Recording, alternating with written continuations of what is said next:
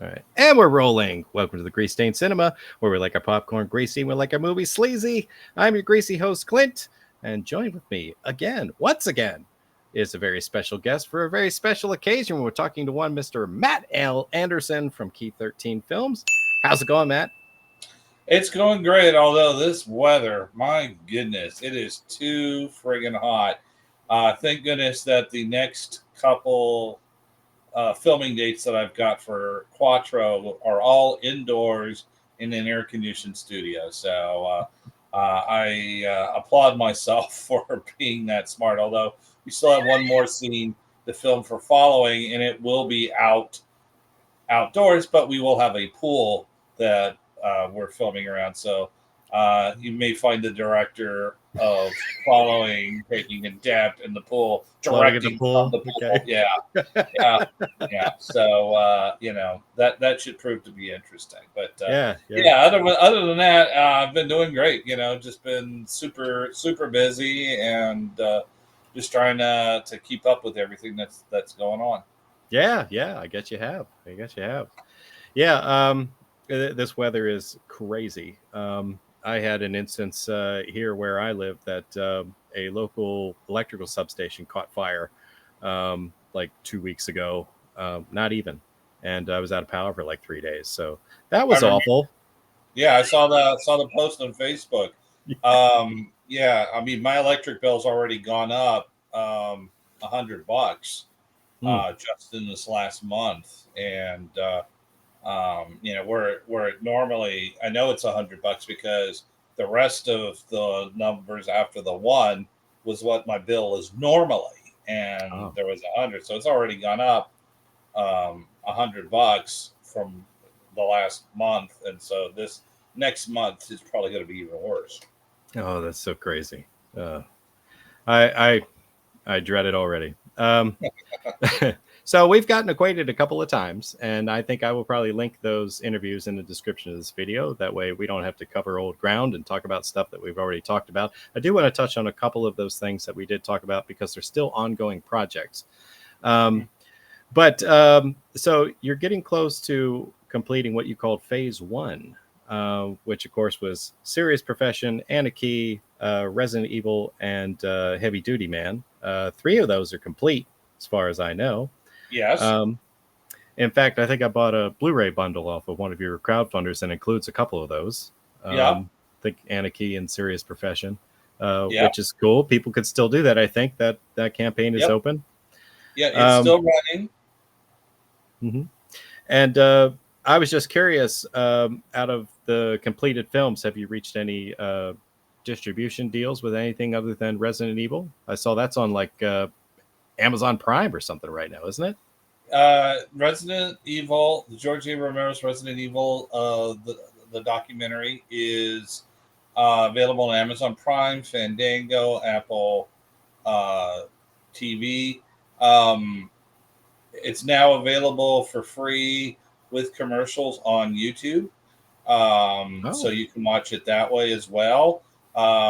So yeah, it was distributed by Uncorked Entertainment and distributed in Europe as well by a different company, which has just got bought out. I don't know what their new parent company is, but we're not in Europe, so I'm not going to really worry about those guys. yeah.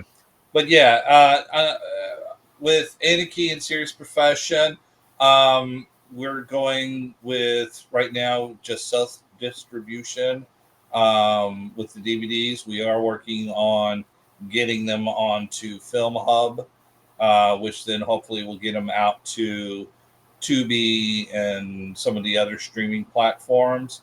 But it's a process, and I have been in conversations with Film Hub, and there are, they kind of walk me through the process of the QC and all that stuff. So it's just going to take some time. Unfortunately, I'm in hip deep in the middle of production right now, so I'm going to have to kind Right, of work on that after I finish filming following in Quattro, right. which we will finish most of it this month. We still have a little extra filming for next month, maybe next month or off and on during the rest of the year, probably when the weather gets a little bit cooler.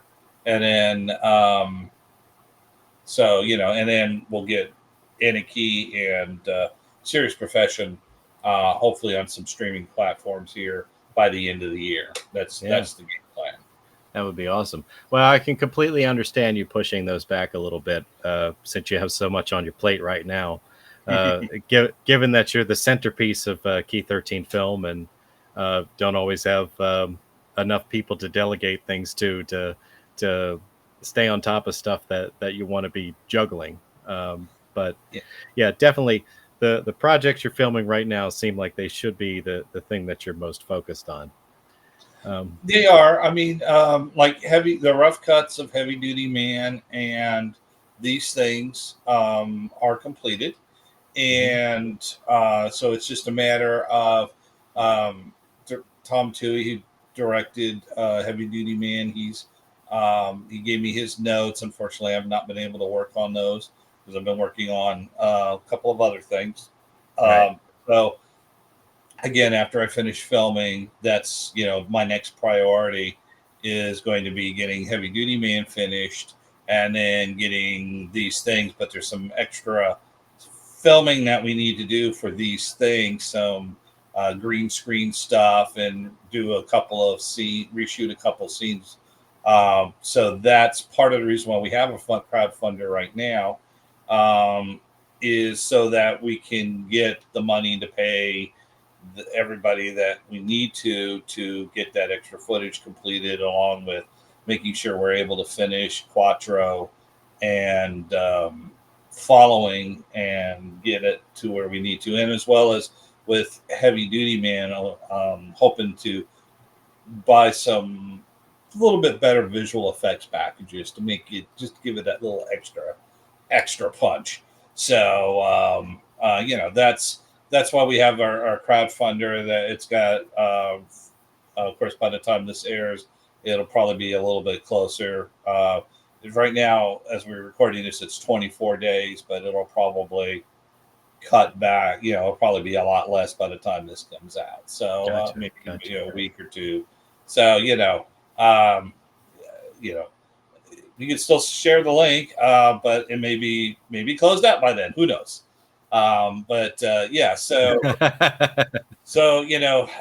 it's kind of just basically my focus is filming Quattro, because we're filming 90% of Quattro in the next 2 weeks, and then we're going to finish the last batch of scenes and for following. So those 2 movies will be done, and so it's going to go.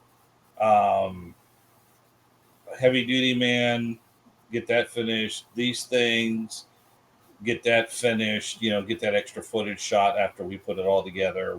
We know where that extra stuff is. Get that done, and then work on following and Quattro. So the Heavy Duty Man and these things I plan to have them out by Christmas, and then following and Quattro, plan to have those out around March of next year. And then at that point, one of 2 things is going to happen. I'll either be working on one project that we'll discuss here in a minute, or I will be kind of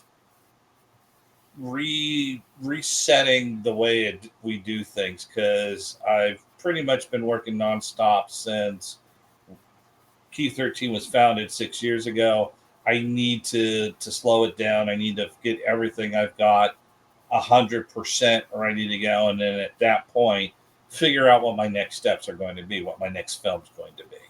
And it's just right now I want to finish up what I've got on that needs to do, get everything in post-production, out of post-production, and then really start tackling whatever the next project be, whether it's going to be the one we're going to talk about or something else if this one doesn't quite work out the way that I hope it will.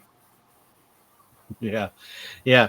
Well, I mean, that makes a lot of sense. I mean, it's really important to finish up projects that are in post production and get those out, because that actually helps build momentum for your other projects, and that'll help get people like more things to view of yours, and to get excited about other projects and want to get more involved with possibly helping to donate with funding and building the hype, sharing things. I mean, it's it's a it's a pretty awesome thing to get the community involved to spread a project far and wide. So I hope to see some of that happen.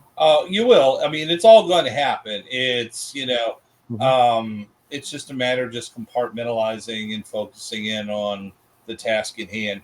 But, pretty much I've given myself these deadlines. There's always never any guarantee. You never know what's going to happen. But I pretty much know exactly how I'm going to do this.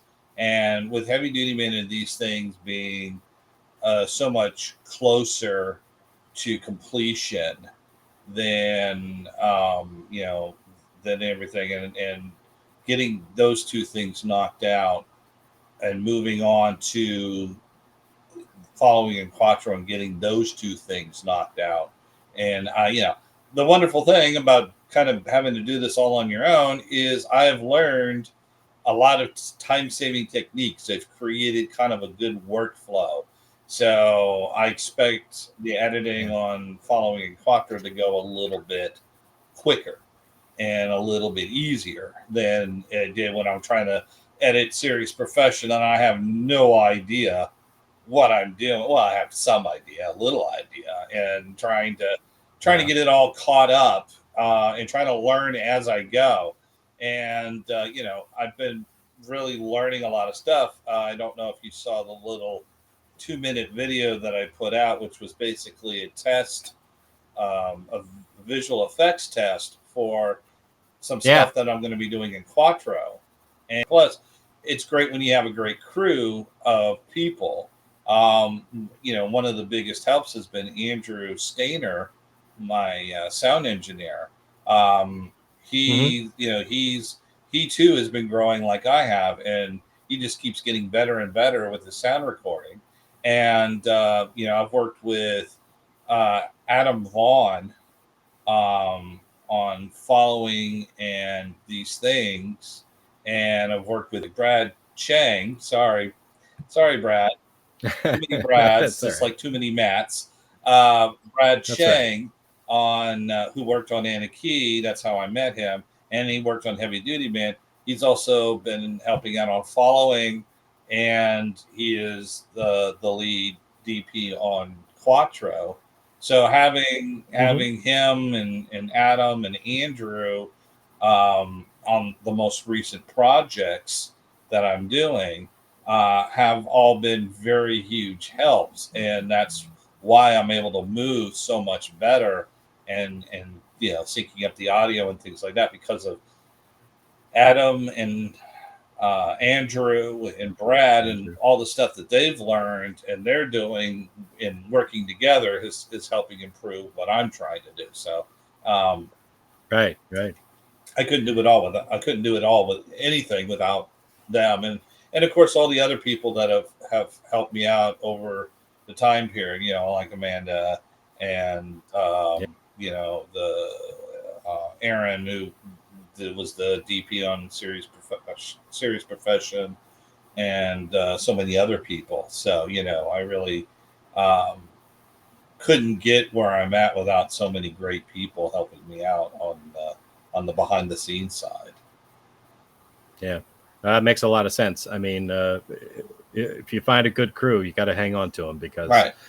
it's as you say. I mean, someone who goes in having a wealth of knowledge and delivering you a professional product, you know what I mean, is only going to help you um, deliver the best product that you can when you finally put it all together. It, Now, I actually did want to bring up that VFX test that you did. I saw that post, and I looked at it, and I thought that looked really good, and I'm kind of jealous of that sort of thing, because like I I'm a very basic editor. I mean, I only do enough to like produce these little shows and put them out. Most of what I got is like either an overlay or like a short little green screen thing that I put in, you know, or something like that. I don't get super complicated in what I do. Like I'll have a like what I consider to be a perfectly placed sound effect. You know what I mean? Something like Right, right. something like that. But to see stuff like that is really impressive to me. And it's like I would love to know a little bit more about how that stuff Well, works. actually, pretty much not much difference from what you described. It's just, Hmm. it's just I watched some tutorials on YouTube because there is a wealth of knowledge out there. Sure. And I had these graphics set aside, and originally I was trying to do them all for Quattro on like a tablet, and but every single time I tried it, there was just technical issues. I had to keep the screen up, and then I had to keep the screens charged, and then I had to buy enough screens, which the budget got a little bit started getting tight, and so I had to come Hmm. up with a way to still get the visual effect that I wanted. So, I took those computer graphics, and the hardest part, and this is one of the biggest things I've learned, which I'll have to make sure when we do Quattro, is if I'm going to be doing something, here, I need to make sure that I'm aware of what the graphics going to look like and make sure that my fingers match where I'm going to do that. So, like on a couple of the digital readouts, I had to kind of move the digital readout around to match what I was doing. Right. Right. And that was the hardest part. And then, the other things were just basic, simple things like, having the screens move and all that. It's just learning. And that's something I didn't know how to do and I was afraid to do. And that's just, learning how to get the use the effects panel to get them to move things like that. So it's just it's Mhm. some really basic stuff, and with a little help from Yeah. YouTube, and then just doing it. So kind of what you've done, it's just maybe a step or two up, and Yeah. it really is dependent. I mean, I did it, and in some ways, it's going to make it a little bit harder um, to Mhm. to do it when they don't have something to physically interact with, but it makes it a lot easier to do it like that as a visual effect. And the actors I know can handle it, so I'm not worried about the actors. It's just going to mean a Yeah. little bit more extra work, just like putting in muzzle flashes on a machine gun, which I had to do for Heavy Duty Man. And Yeah. there's some things that they show, like doing these track mats and stuff, which I'm still not proficient at, but I figured out how to do an overlay, but I have to do it frame by frame. So I have to like cut a frame, reposition the thing, then move it up, reposition, move it up. And there are easier ways to do it, but I'm still grasping and learning how to do that. So, that Yeah. that visual effects thing was really my first real attempt at doing. I've done something similar in photography, but those were static. They're photographs, so Right. didn't require a lot of syncing up hand movements and eye movements and getting the lighting just right and all that stuff. So, Yeah. it's anybody can do it. It's just you have to have the time, you have to have the patience, and you have to learn. And that's what, like I said, Yeah. YouTube is a wealth of information. I mean, everything that I've learned how to do, I've learned through YouTube. And I don't have a professional editor, because if I did, I'd have them do it. I wouldn't be editing my own Right. films. They would be doing it for me. But so since I don't have Right. that, I got to learn myself, because there isn't really anybody that I can afford to take lessons from or to do it for me. So, necessity is the Right. mother of invention, as they say, and I'm inventing the hell out of myself just learning how to do something different. Yeah. And it's gonna. I think it'll pay off when with Quattro. It's going to up that production value. At least I hope it will up that production value on Quattro, making it look a little bit more cooler than it already was going to be with the way I originally was looking at. Yeah. Well, I got faith in it. I think the combination of a couple of powerful performances and some magic in the editing bay is going to make that thing come together. All right. Well, hey, why don't we dive into what we came here to talk about? Alrighty, let's do Uh, that. Sexy Sorority Sisters of Death. Boom. Now, you teased this a couple of months back, right around April Fool's Day, and you're like, Yes. maybe it's real, maybe it's not, Maybe could be, it's maybe, if the right circumstances arise. I've been seeing a lot more about it now, and it does seem like it's a real thing now. it is a real thing, but it's not really real, Okay. like in the Boondocks from the Killer Kung Fu Wolf bitch. Oh yeah, it's real. It's really real. It's I don't know if it's really real, but it is definitely real. All right. Well, I understand that this is still technically in the concept stage, and you're building what you want this to be, and you're projecting what you would like the project to look like. Um, and I know that you kind of teased on the last time we talked that um, like you didn't want to compromise on this one, so like you needed to either reach a specific level of funding to make this really come together, or you had to have the right cast and crew. Like lots of pieces seem to come together. What pieces do you think that you would need to come together to make this a reality? Well, I've got a good amount of pieces already, and I've got a cast, which we'll talk about in a little bit. Hmm. Um, the crew, I'm still working on that. Hmm. Um, got to find the right cinematographer who's able to get me the visuals that I want, and there's some really great ones out there. I'm just still looking at that, but I've been focused on gearing up for filming as well as the crowdfunder campaign. So I'm trying to find it, but I know the visual style. I know how it's going to look. I've already got that part figured out. I've been looking for investors and not had much luck with that. So it's probably going to be a lot more crowdfunding, and I'm just trying to figure out the best way to do that.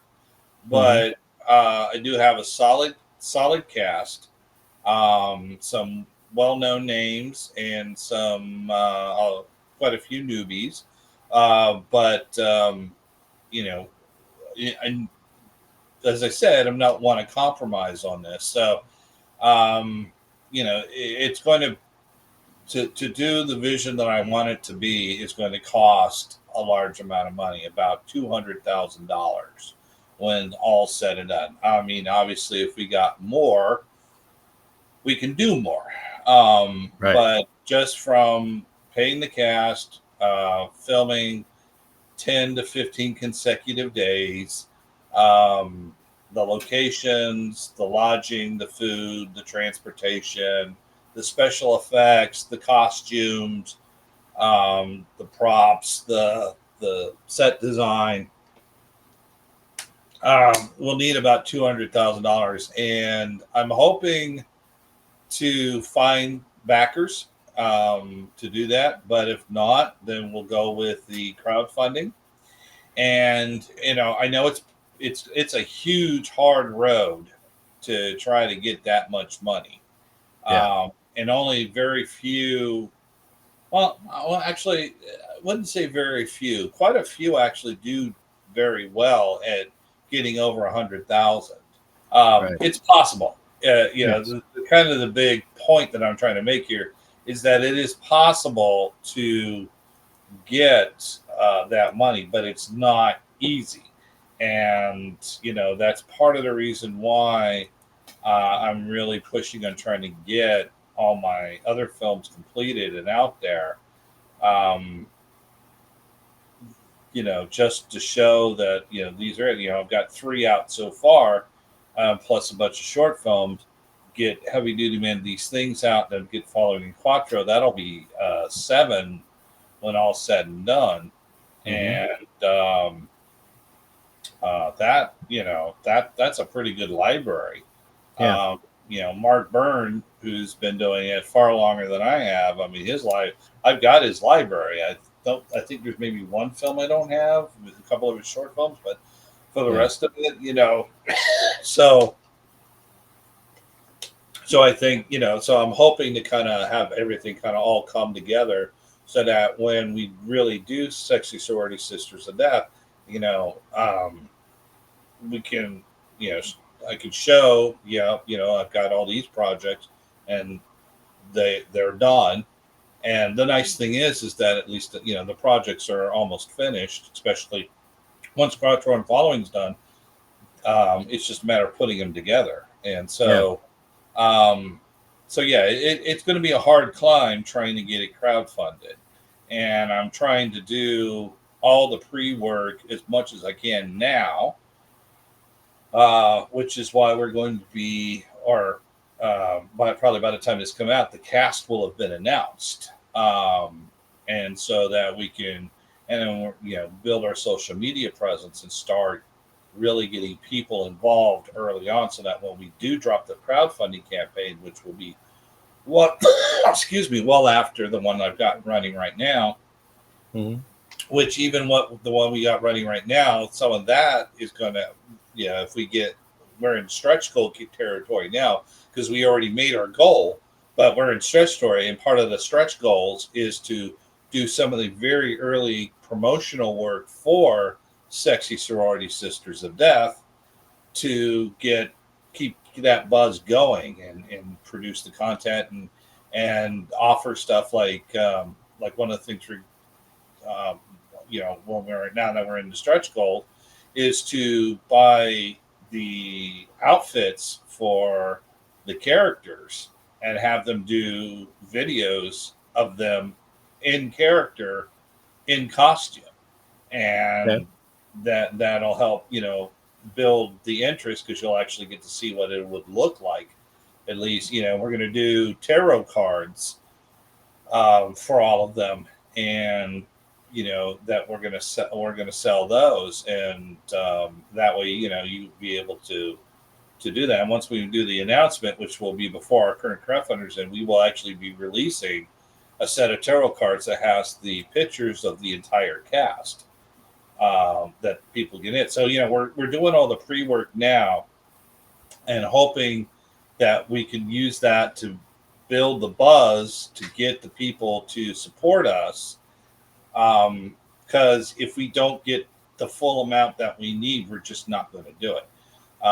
And probably what I'm going to wind up doing is probably breaking it down into smaller groups, smaller crowdfunders, and then use those funds to get us to from point A to point B, and then at point B to point C, and all that.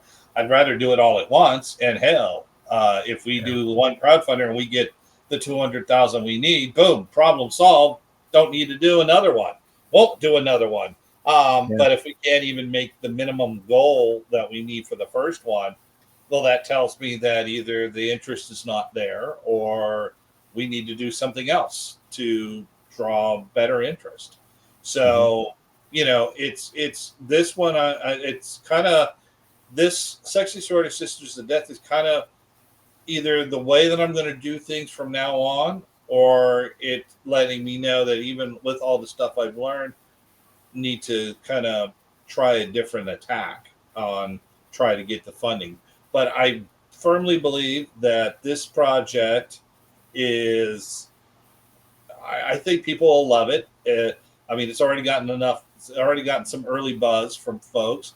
I definitely have people that are interested in it once it's completed, Hmm. in getting it out there and distributed and sold. So I've got people that are interested in it, but I need to get it made Right. before they'll do that final commitment. or at Right. least show them that I can do, you know, do enough to get that final commitment. And if I can do that, then that'll you know. So we got a lot of the pieces lined up. I've got the cast. I'll have the crew very soon.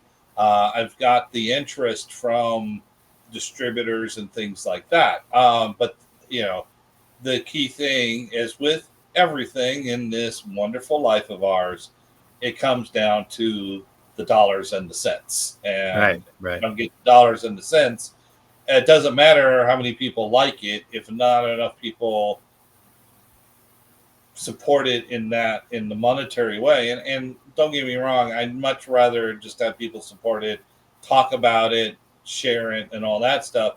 I hate asking people for money for it, but it is a necessary thing that we have to do. And if you want to see this really wild ass movie, because it's something else. I tell you, everybody who's read the script, all the cast, they absolutely love it. And several of them, of course, have death scenes, and they're just, oh my god, this is an awesome death scene. Or I've never done this kind of death before. Or oh my gosh, this is the first time I've ever gotten to kill somebody in a movie. So it's really, there's a lot of people interested in it, and I Hmm. hope that through your show, through the cast, who are all very much committed. I have a very committed cast. They really want this thing to happen, Yeah. and they've been sharing the current crowdfunder. They really want this to happen. So I think that energy, um, plus just talking about it, keeping it fresh in people's minds. Obviously, I want to focus on my other projects, but I also, have already posted some stuff about Sexy Sorority Sister Death, and that's just going to keep adding up. Yeah. Especially once we make the announcements, you're going to see a lot more stuff. Yeah, I was gonna say I've seen some artwork and I've seen some like concept video uh, that looks like it maybe AI generated or something like that. Um, Yeah, I mean, and that's only just because I haven't been able to announce the cast yet right, and get the cast to do what I need to. And that's all it is. It's concepts. It's right, not. And you've already seen the pitch deck that we've created, which will be visible on the funding campaign once it goes live. right. And as you see, we pull from a lot of movies. Race with Hmm. the Devil, Equinox, Spectre, Jennifer's Body, The Craft.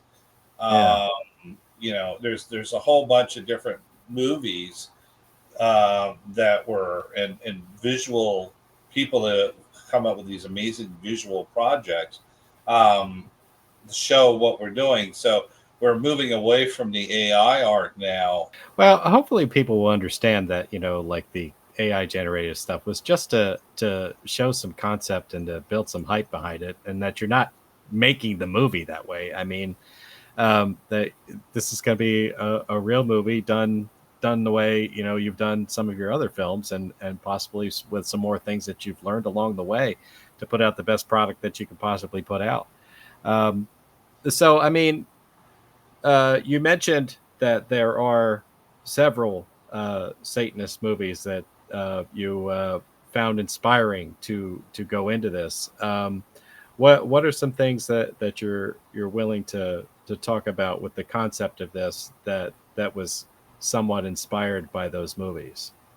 Well, yeah, so like Race with the, I love the Satanist films of the '70s. Race with the Devil, The Devil's Reign, Spectre, Hmm. Equinox kind of technically falls in that because it was released in 1970, but he was really made in 60, like 68, 69. Um, so basically there's three waves that I'm pulling from. There's the Satanist films of the '70s. Okay. There's the slasher sorority, Black Christmas, sorority. There's actually a Sisters of Death movie, which deals with a sorority, but it's not very good. Okay. And that came really in the 70s. But like the slasher films of the slasher, uh, beautiful women getting killed, in their underwear, kind of Right. pastiche of the 80s, and then we're also riding that feminist wave of the 90s when the final girls stopped just being screaming memes and started really kicking ass. Kind Yeah. of like, Dream Warriors really, Nightmare on Elm Street, Dream Warriors really kind of started that ball rolling. Yeah. Um, and it really carried into the 90s, like Scream and all those Mhm. other films where the female is not just not like Jamie Lee Curtis, who was still a fairly badass chick. I mean, she did stab Michael Myers in the eye and in the arm and all that. Of course, it was Loomis that shot him out the window. But Yeah. still, so it's pulling from those three genres. And then there are some other films like there's a movie called Midnight Offerings, Mhm. which was a made-for-TV movie in the 80s. It was a Satanist movie. Had Melissa Sue Anderson, who was from Little House on the Prairie, played the blind sister in Little House on the Prairie. Most people nowadays probably would know, but this us older generations will know exactly who Melissa Sue Anderson is. Yeah. So she's in this, and she play. It's this kind of really fun Satanist film, made for TV. So it, half-ass Satanism at that. Right. Right. It's really more about psychic powers and all that. But and then another big influence is a film called Echo Echo Azarak. Um, Wizard of Darkness, which was a Japanese um, horror film from the 90s. Okay. And there's actually some homages to that, homages to Race with the Devil, with Jennifer's Body, with Midnight Offerings, Equinox, Spectre. The big thing about Spectre and Equinox is the main villain in that is Asmodeus or Asmodeus. And actually, a couple of the people that are involved in the film actually know who that is, and have strong connections with that particular deity. And I was going to ask about that, if that particular character is based on real, like, demon lore. Um, yes, oh okay. yes, he has many different names, often attributed with lust and I like him already. yeah, lust, temptation, destruction. Um, he can also be a builder. He can be do manipulation. He has a lot of things. He's can be positive. He can be negative. Um, and so uh, I'm not going to sit there and go, well, Sexy Story Sisters of Death follows Satanism, true Satanism at all. It is as often as like the ones in the 70s it's a mishmash of half truths, assumptions, Right. guesses, and just Yeah. scandalous things.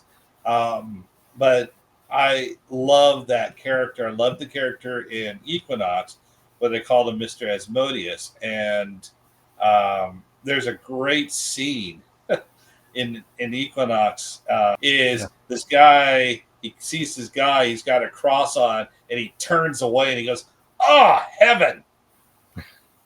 Instead of "Oh hell!" "Oh heaven!"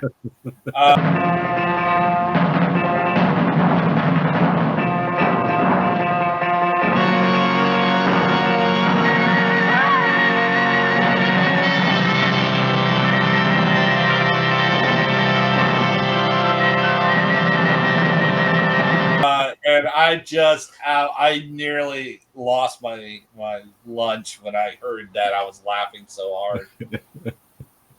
So Fantastic. so he did that, and then in the movie Spectre, the not the obviously not the James Bond movie, Right. but one from 1977, which was one of Gene Roddenberry's failed plot television pilots. that he was trying to get people to, after Star Trek and during the wastelands of Star Trek, before the Okay. motion picture came along. He did Spectre, and it's very campy, it's very cheesy, but there is a scene in it that I've actually almost word for word pulled out of it, because it is an iconic scene, although most people wouldn't know it because they've never seen it. Right. But there's a scene when it's all these people and they're having, they're celebrating, they're being, the women are dressed in scanty red cloaks and all that, and they're making kind of orgasmic noises.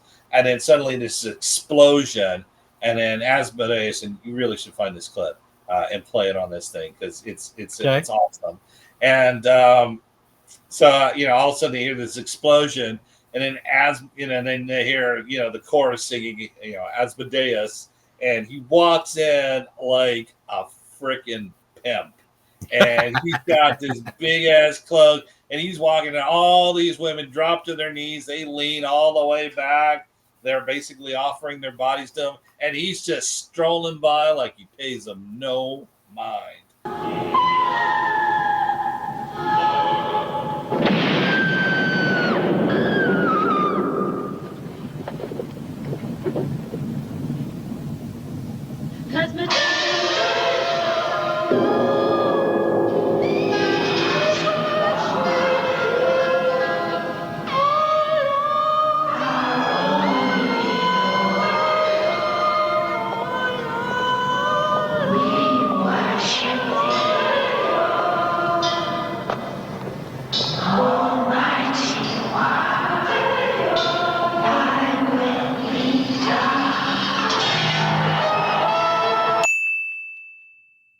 He just doesn't care. He's just walking in. He's got his cloak. He's got his pimp threads on. It's this big cloak with all this gold ornate stuff.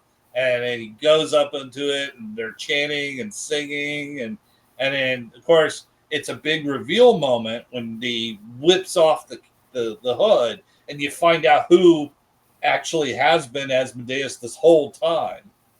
And Ah. so there is a scene just like that in Sexy Sorority Sisters of Death in the third act, where Asmodeus strolls in like a pimp, wearing his pimp clothes, throws off the hood, and does a lot more than what Asmodeus does in Spectre. So, and then Echo Azarak is really cool. So there's some stuff in there, like there's a scene that where the character makes a pentagram in the air and then puts her fingers through it, and then says this little incantation, and it causes the hooded figure that's causing this girl to choke, pain, and then some of the part of what makes Sexy Sorority Sisters of Death is also there's some stuff lifted from that and from other movies, because there is admittedly and intentionally a very strong lesbian context to it, both positive and salacious. And Okay. so, and of course, everybody that's involved, we discussed all the actors that are involved. We talked about this, and we have a couple of them that are queer actors, and they are very excited, even though they understand that some of it is going to be on the more exploitive side, because it is like the Yeah. 70s, Yeah. and 80s, a lot of it's got some exploitive elements. Right. Yeah, it's a love letter to the 70s films. I get it. Right.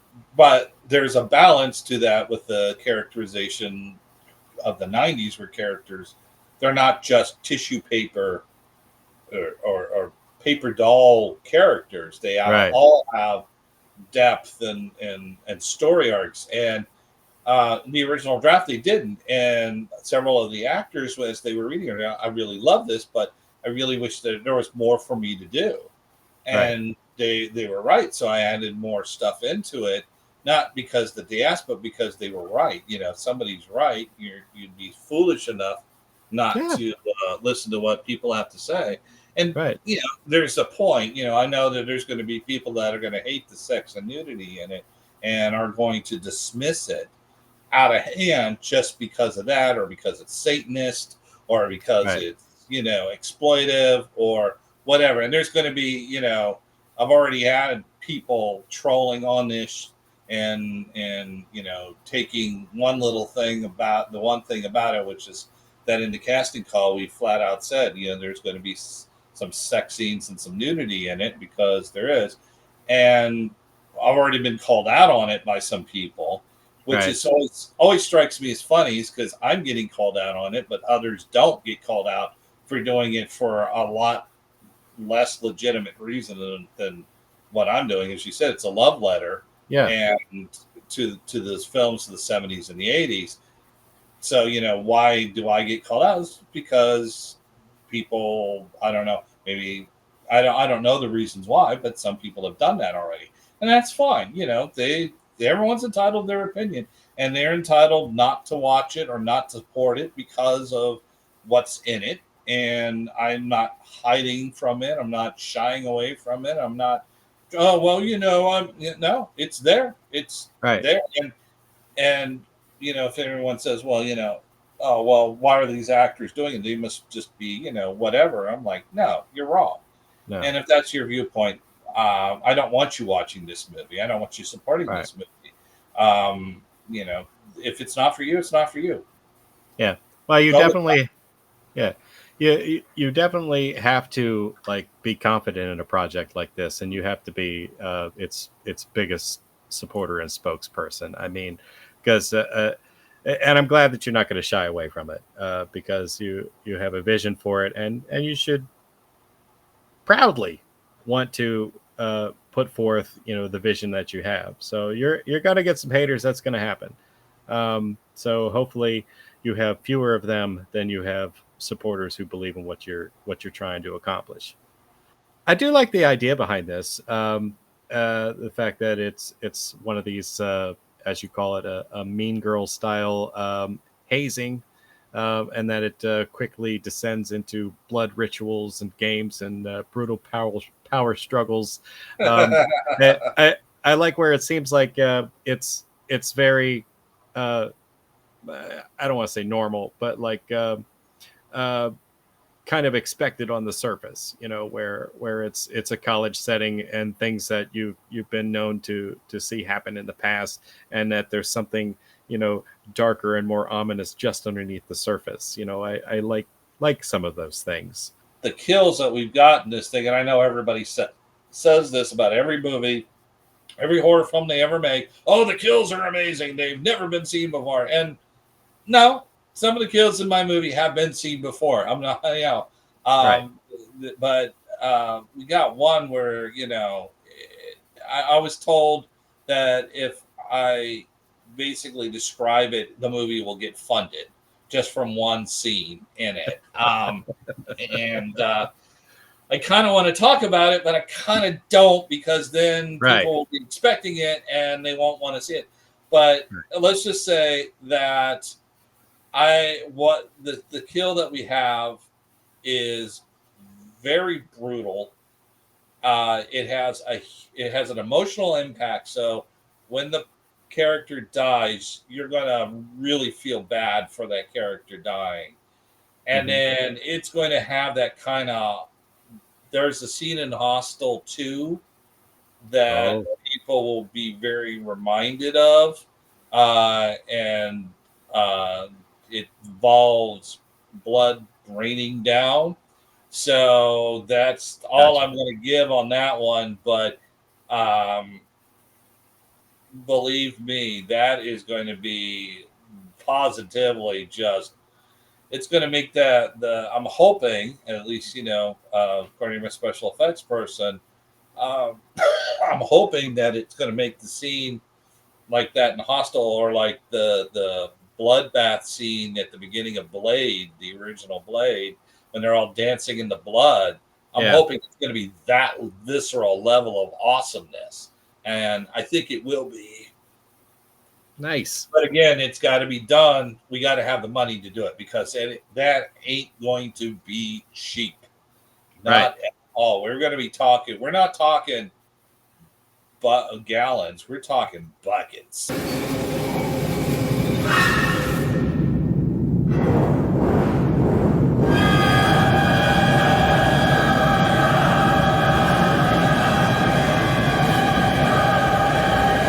We want it, but we want the of death to really be of death. So it's going to be some awesome stuff. Yeah, And you can't go lame on the death.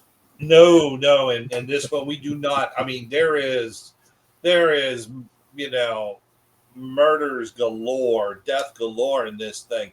You know, very violent deaths that'll appeal to every gorehound that's out there. I mean, we are going balls to the wall, awesome in this thing. And again, we don't want to half-ass this. We're not going to do this. We're not going to CG the blood. This is practical. We're going to have to spend, a couple thousand on just jugs of blood. We're going to look like a freaking blood bank with all the jugs of fake blood that we're going to have to get for this thing. So, gotcha. I'm really hoping that when people watch this video that they understand exactly how hardcore we're going on this thing, and we're pretty much it's going to be, I would dare say, probably about 85 to 90% practical. Yeah. There are going to be some visual effects, but it's mostly for things that we couldn't do, like there's witchcraft involved, so you got to have witch power. And there's going to be some supernatural elements that you're going to have to make up for, and that can be done tastefully and well. I need a giant glowing pentagram on the floor of the woods, and I could do that practical, and I probably will, but there still will need to be some extra visual effects to really enhance what happens in that movie. So, we're really, I'm going all the way out, and that's why I'm not half-assing it. This is why if we either get all the money we need or we're not doing it. Well, I get it. All or nothing. I can appreciate that. Yeah. That's the way it's got to be. Don't put out a half-assed product. I get it. I like it. I would like to talk about your cast. I noticed something when I was looking at this, and something that you said earlier kind of lined up with what I was already thinking. I was looking at some of the names of the characters in your pitch deck, and you talked about something that you're possibly going to include in the crowdfunder. Some of these, like, we'll just say like the Empress or the Hanged Woman or the Tower, the Fool, the Lovers, the Chariot, the Magician, Death. These all sound like tarot card inspired names. That's intentional? Yes. Okay. There is a scene with one of the characters, and she does a tarot card reading, and we've already offered, which I'm really honestly surprised that not more people have picked up one, but all the characters in the movie are part of the major arcana of the tarot deck, and so all those names and that's basically each name represents their part in the movie. And there are other cues, like some of the characters, some of the numbers on the characters, there's a significance to those numbers. And so, we actually are offering where people can actually get their face on a tarot card, which will be included in the deck that will be seen on screen. So you'll actually see the character. The character's name is Becca, who she has the second sight, actually going through the card, shuffling the cards, and you'll see, certain people, and we'll actually be doing up the that we'll be doing some like they call it photoshopping, with some digital editing to make every person who either sends us their headshot, their head or whatever, to make it look like, you know, artwork for a tarot card. So it'll be the main actors or all the actors that are in it, but especially the actors that are playing, the playing the pledges. They'll have their actual cards in the deck, but they'll be altered enough so that it doesn't necessarily look exactly like them, but you won't you're gonna know, and that's intentional. That's going to be a nudge nudge, wink wink, meta kind of thing with this. Mm-hmm. And so right now on our current crowdfunder campaign, we are offering people to get their face on a card that'll be included in the movie, that'll actually be seen, and they'll actually get. I mean, how cool is it? They'll actually get 10 copies of that card for the price that they pay. They get 10 copies of that card, which they can then give out to friends or people that they know or whatever. And, and we'll put like a little QR code on it so people can scan it and go to the official page once we get that all set up. So Nice. that perk's available right now. We will actually release a preset of cards that just have the actors. It's basically an official announcement deck, which won't be in the film, but um, it will be like basically, the way that you could show to everybody that you're already involved in it, Mm-hmm. and it'll be a limited edition. Um, Nobody else is going to actually be able to see it, Right. and you know but you can get it, you can have it, and then you go to a con. I'm sure all these actors that are involved in it, they will sign it. I almost guarantee you they'll sign it because they'll be so cool. It'll be so cool that you actually own a card with a headshot of the actor, and I mean that's something different than just buying a photo. At least I Right. think so. I mean that's something I Yeah. would get. I would get it. I mean, I'm going to. I'm going to have my own deck, Right. and I don't have it yet, but I'm going to get my own deck with everybody once I have everybody, and I'm going to do that, and that's going to be really pretty damn cool. Well, I was looking at your cast list of people who are involved in it, and I know that this is going to line up with announcing these actors. The first one that jumped out at me was Jessa Jupiter Flux. Um, Yes. she's so good. Um, Oh yeah. and I know you had talked about wanting to work with her on other projects, so I'm glad to see that you're finally going to be able to do that. Yeah, I've actually been talking off and on. Of course, Jessa is incredibly busy, which is no surprise because she is Yeah. absolutely phenomenal. She is probably one of the most impressive people I've ever worked with. She is incredibly professional. She knows exactly what she wants, what she's looking to do. Um, she has been very much involved in this early pre stuff. When I talked with her, I told her flat out exactly her and I've told everybody on the cast exactly where we're at and what we're doing here, and she really wants this project to go through. Yeah. And and that's the hardest part about this whole thing, is just being able to try to find time with her busy schedule to be able to sit down and talk for a little bit. She's Yeah. just she's a machine. She's just working nonstop. And Yeah. but I still keep her involved and keep her informed, along with Mel Heflin, Hmm. who she was one of the very first people I ever worked with, and was an instant fan just because of her work ethic and her professionalism and her understanding of the film community.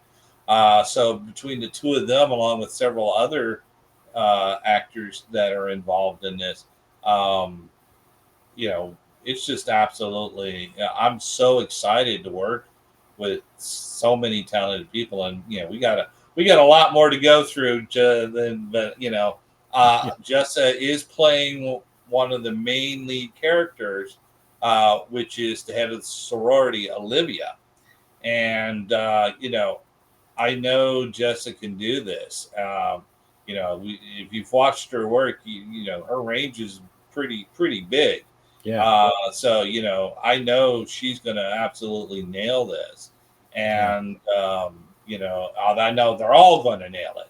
But again, I'm so excited to work with her. I was so impressed just talking with her on a professional level, on a on the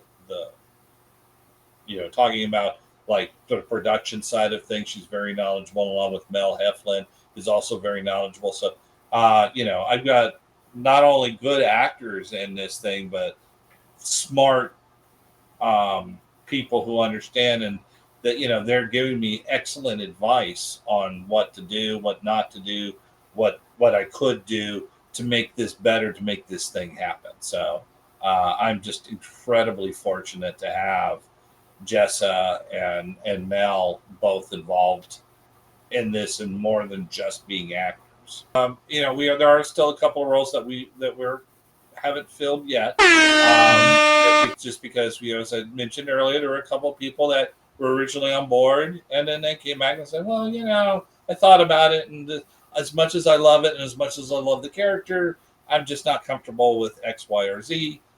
Sorry." And I'm like, "Hey, not a problem. Appreciate you letting me know." So obviously we have Jessa Jupiter Flux, who is the plays the head of the sorority, Olivia. Hmm. Hannah is played by Mel Heflin, who is the loyal right hand woman to Olivia. And Hannah is very much, and Olivia are very much in love, but they are the evil couple. And then on the side of good is the character of Emma, which is played by Christina Schlatterer. She's an actress out of Cali, and she loves this stuff, and she just was just looking at her. She was Emma, but when she just watching her act, she nailed it. And so we had a lot of good Emmas. There were a lot of good Emmas, but she was the one that really kind of stood head and shoulders above. And then her best friend, not girlfriend, is Carla, played by Alice Winkler, who is a genre queen, a scream queen in her own right, along with Jessa and Mel. Christina has done quite a few films, uh, but mostly out on the West Coast. So this would be kind of her heading over to the East Coast, but she's a genre, she wants to be a scream queen. She's definitely on the way for that. And Alice, I absolutely love Alice. Talked with her a couple of times, and she's also given some very good advice and suggestions, because these are people that have done a lot of films. They understand all the pieces that go into it, the struggles, the trials, the tribulations, but also the excitement and the coolness and the awesomeness. So, just those four, Jessa, Mel, Christina, and Alice are right there. I mean, that makes it. But then you start adding in so many other wonderful people. Um, Penny Aphrodite. She is fast making a name, and a positive name. Everyone that I've ever um, Jessa, Mel, quite a few people, when they talk about her, they absolutely love her, because, she's professional. She comes on set. She knows her line. She's ready to go. she's ready and for just about anything. Um, I've talked with her a few times, and she's like very, very excited about her character, and so having her on board, she's absolutely. She plays Jocelyn, one of the sorority sisters, and then there's Tasha, who Morgan Thompson Malam is back, and she really likes this. It's a good role, she's got some good bits, but with with everything she's got going on, it works out a little bit better for her.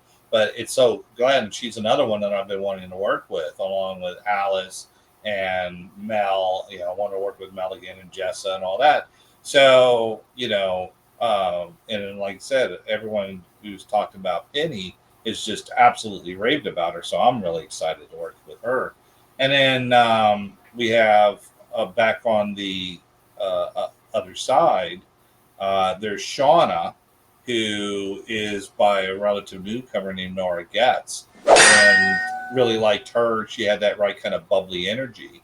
And then there's Izzy Gonzalez, who is playing Adrian, and Adrian, you're not supposed to have favorites, but the character of Adrian is my favorite character in the whole film. Gotcha. So finding the right Adrian, and which we found in Izzy, was absolutely great, and she's just awesome, and so I'm really looking forward to it. Then we have Samantha Maliski, who is also going to be doing special effects, the blood and stuff like that.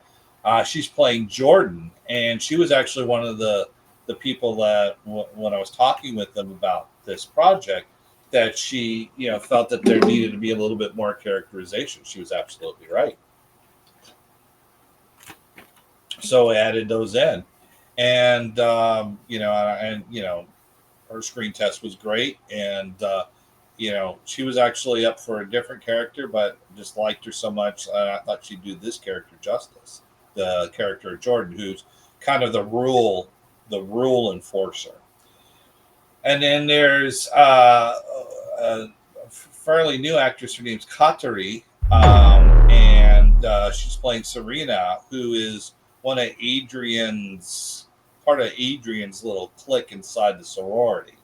Okay. And she's got some really cool moments. Then there's Venus Saul, who's playing Seuss, who is this. She believes that life is nothing but pain, so she's got no problem letting other people learn that philosophy.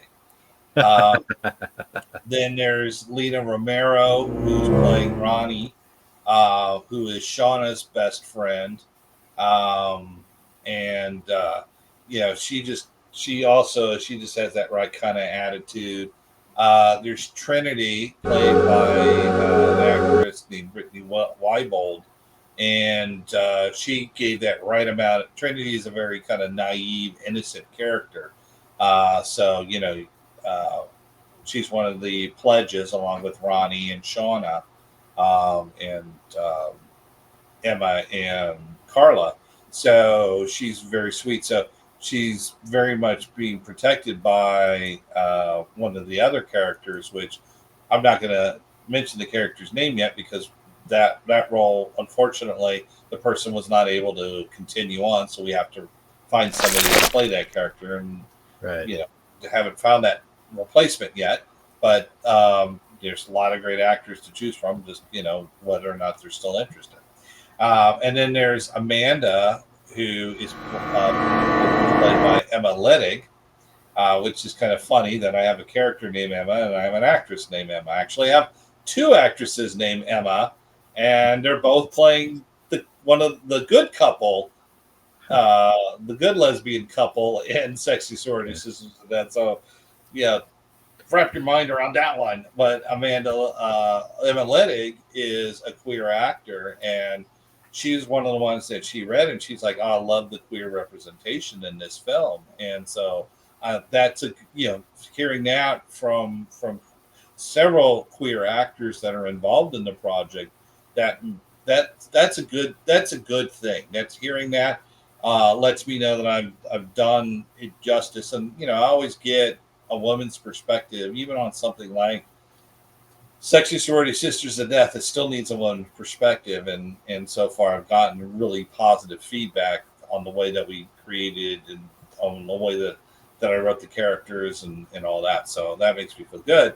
And so with Emma Ledig as Amanda, her girlfriend is Jen, played by another Emma named Emma Weller, and she's got that kind of tough girl kind of feel to her. Again, that was in her audition.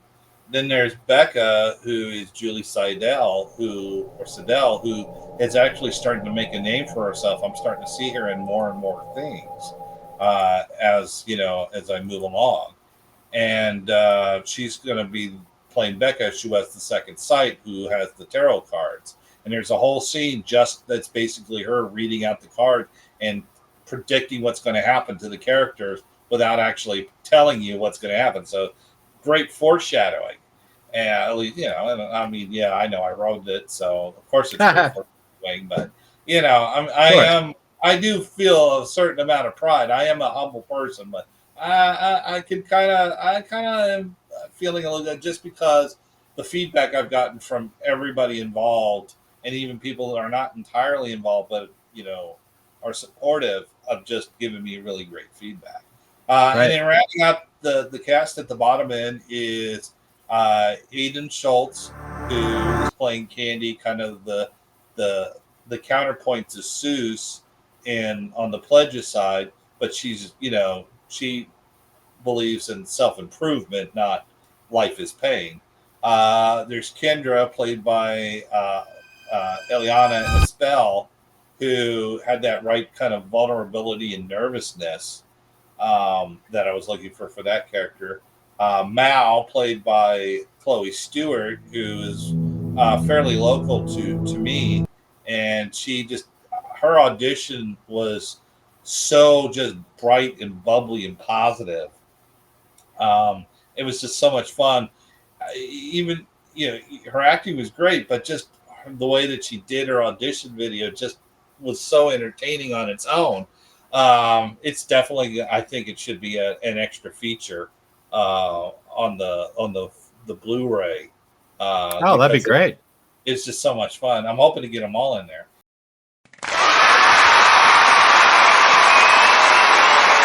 And then very last is the character of Lilith, who is the dorm mother, and that is played by Brandy Lynn Dalton, who is a special effects artist in her own right. She's working with or apprenticing with Craig Sturtz, who is a really fantastic special effects guy. He did special effects on these things. He's doing them on Quattro as well. And you know, hopefully we'll be able to get it, kind of drag him away and bring him along on this, along with Samantha.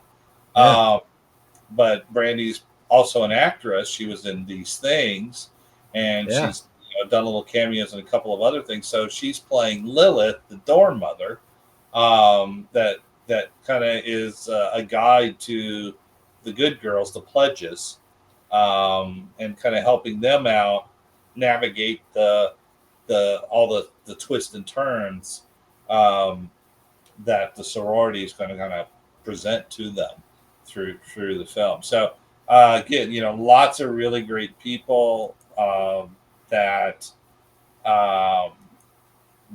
you know, a couple I've worked with before on other projects, but most I've never worked with before. And so, you know, this is going to be so exciting to work with so many talented women that I think it'll elevate Sexy Sorority Sisters of Death. It'll be fun. It'll be campy. It'll be sexy.